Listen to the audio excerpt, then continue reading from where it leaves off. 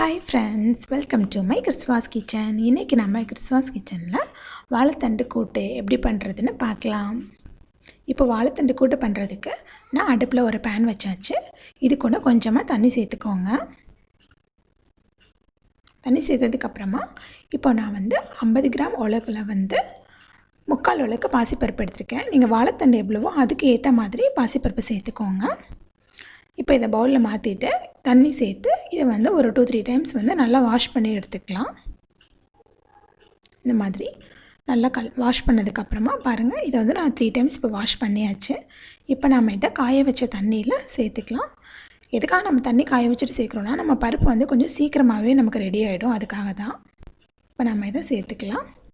சேர்த்ததுக்கு அப்புறமா கலந்து விட்டுக்கோங்க. நீங்க அடிக்கடி கலந்து விட்டுட்டே இருங்க. இல்லனா கொஞ்சம் அடி பிடிச்சிடும்.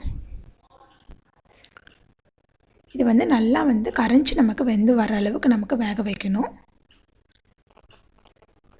பாருங்க இப்போ எந்த அளவுக்கு நமக்கு நல்லா கரஞ்சு அந்த பருப்பு பாருங்க எவ்வளவு சூப்பரா வெந்திருக்குன்னு. இப்போ இந்த மாதிரி வெந்ததுக்கு அப்புறமா இதல நம்ம 2 பச்சை மிளகாய் சேர்த்துக்கலாம். பச்சை மிளகாய் எதுக்காக சேர்க்கறோம்னா நம்மளோட காரமே பச்சை மிளகாய் தான். சோ அதோட ஃப்ளேவர் ஃபுல்லா கிடைக்கணும்ன்றதுக்காக தான் பருப்புலயே சேர்த்துக்கறோம். பாருங்க இப்போ வாழைத்தண்டை இந்த மாதிரி குட்டி குட்டியா கட் பண்ணி நான் எடுத்து வச்சிருக்கேன். வாழைத்தண்டை நீங்க எப்பவுமே கட் பண்ண உடனே அத தண்ணில சேர்த்துருங்க. இல்லனா அதோட கலர் சேஞ்ச் ஆயிடும். பாருங்க இந்த மாதிரி நல்லா கட் பண்ணி குட்டி குட்டியா எடுத்ததுக்கு அப்புறமா இத தண்ணி வடிச்சிட்டு நாம பருப்புல கொஞ்சம் கொஞ்சமா சேர்த்துக்கலாம். இந்த மாதிரி தண்ணியை நல்லா வடிச்சு சேர்த்துக்கோங்க. ஏன்னா ஆல்ரெடி நமக்கு வாழைத்தண்டுலயே கொஞ்சம் தண்ணி வரும். அதனால நல்லா வடிச்சிட்டு சேர்த்துக்கோங்க. இது மாதிரி நம்ம தண்டை எல்லாத்தையும் சேர்த்ததுக்கு அப்புறமா இத நல்லா கலந்து விட்டுக்கோங்க. பருப்போட சேர்த்து mix பண்ணி விட்டுக்கோங்க.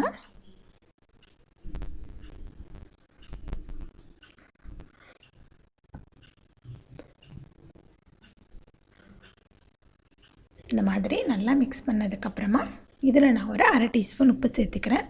வாழைத்தண்டுக்கு உப்பு சேர்க்கும்போது கொஞ்சம் கவனமா சேர்த்துக்கோங்க. 1/2 டீஸ்பூன் உப்பு நான் சேர்த்திருக்கேன். ரொம்ப கம்மியாவே சேர்த்துக்கோங்க. பத்தலனா கூட சேர்த்துக்கலாம். வாழைத்தண்டு ஈஸியா இத அப்சர்வ் பண்ணாது. அதனால ரொம்ப உப்பு கரிக்க ஆரம்பிச்சிடும். சோ கம்மியாவே சேர்த்துட்டு இந்த மாதிரி நல்லா கலந்து விட்டுக்கோங்க. இது ஒரு 10 மினிட்ஸ் ஆகும். நல்லா பருப்பு கூட சேர்ந்து வாழைத்தண்டு வெந்து வரதுக்கு ஒரு 10 மினிட்ஸ் ஆகும் நமக்கு. இத நல்லா வேக வச்சு எடுத்துக்கோங்க. இப்ப பாருங்க நமக்கு எவ்வளவு கிரீமியா அந்த வாழைத்தண்டு பருப்பு கூட சேர்ந்து எவ்வளவு சூப்பரா ரெடியா இருக்குன்னு பாருங்க. இந்த மாதிரி நல்லா வெந்ததுக்கு அப்புறமா அவ்வளவு பார்க்கவே நல்ல கிரீமியா இருக்கு பாருங்க.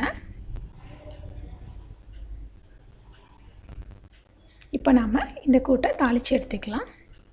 தாளிக்கிறதுக்கு அடுப்புல ஒரு pan வச்சாச்சு. pan சூடானதும் அதுல ஒரு 2 டேபிள் ஸ்பூன் ஆயில் சேர்த்துக்கோங்க. இப்போ ஆயில் கொஞ்சம் சூடானதும் இது கூட ஒரு 1/2 டீஸ்பூன் கடுகு, 1/2 டீஸ்பூன் சீரகம். சீரகம் நல்லா வெடிச்சதுக்கு அப்புறமா இது கூட நாம கொஞ்சமா கருவேப்பிலை சேர்த்துக்கலாம்.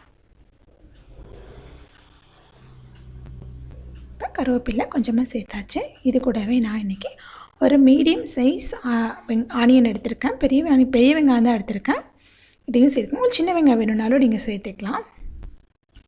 இப்போ இத எல்லாத்தையும் நாம கலந்து விட்டுக்கலாம். இத நம்ம வெங்காயம் தக்காளி சேர்க்காம நெய்யில கடுகு சீரகம் சேர்த்துட்டு கருவேப்பிலை சேர்த்துட்டு அப்படியே கூட தாளிச்சு கொட்டிக்கலாம். அதுவும் நல்லா இருக்கும்.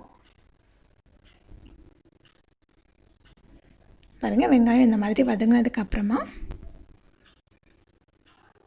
இது கூட நான் சின்ன சைஸ் தக்காளி சேர்த்துக்கிறேன். சில பேர் கூட்டுக்கு தக்காளி சேர்க்க மாட்டாங்க. நான் சேர்த்தோம்னா ரொம்ப நல்லா இருக்கும். இப்போ தக்காளி சேர்த்ததுக்கு அப்புறமா இது நான் தக்காளி நல்லா மேஷ் ஆகி வர அளவுக்கு இது நல்லா வேகணும். பாருங்க இந்த மாதிரி நல்லா எல்லாமே சேர்ந்து வதங்கியாச்சு.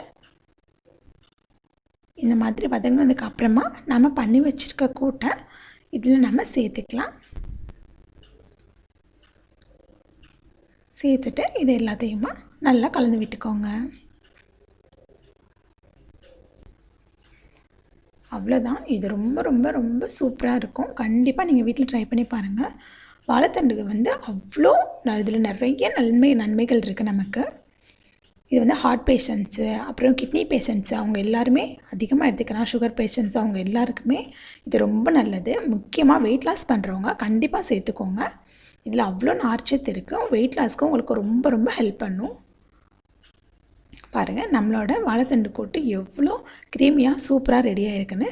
கண்டிப்பாக நீங்களும் இந்த ரெசிபியை வீட்டில் ட்ரை பண்ணி பாருங்கள். மறக்காமல் மை கிறிஸ்வாஸ் கிச்சன் சேனலை சப்ஸ்கிரைப் பண்ணிக்கோங்க. தேங்க்யூ.